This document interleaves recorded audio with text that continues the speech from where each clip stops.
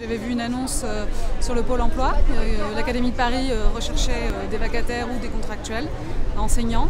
Je me suis présentée à 10 h devant les locaux. Je me suis aperçue qu'il y avait déjà beaucoup de monde. Donc il y a une queue qui s'est formée et ils devaient nous recevoir un par un.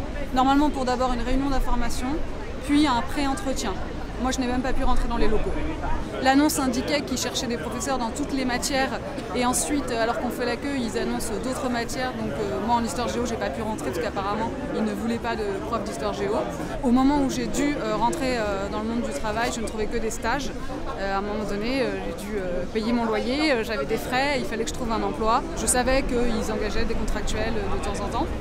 Voilà, et puis avec l'expérience, j'ai bossé pendant 1 an et demi. Le manque, c'est la pédagogie et le fait de savoir tenir une classe et puis de connaître toutes les règles internes à un établissement scolaire. On y a été élève, mais ça date et on oublie un petit peu tous les intervenants et comment ça fonctionne et puis on ne le sait pas avec le CPE, le proviseur, les surveillants. Voilà, il y a tout un monde à découvrir en plus de tenir sa classe. C'est vrai qu'être enseignant, c'est un métier qui s'apprend, qui ne s'improvise certainement pas. Et c'est la raison pour laquelle jusqu'à maintenant, un enseignant qui par exemple avait réussi le concours et qui donc était stagiaire bénéficiait d'une décharge sur son temps de service pour prendre le temps de se former pendant 1 année. Parce qu'on ne peut pas être parachuté devant les élèves à temps complet. Bon, le chômage progresse, mais c'est aussi lié à l'ignorance des collègues qui viennent ici postuler. C'est-à-dire que le rectorat, le pôle emploi se garde bien de dire à ses collègues sous quelle forme de contrat ils vont être recrutés. Et ce sont des contrats particulièrement précaires. Et vous voyez dans quelles conditions ici les collègues sont reçus. On a l'impression vraiment de bétail attroupé. On leur a demandé de venir à 10 h.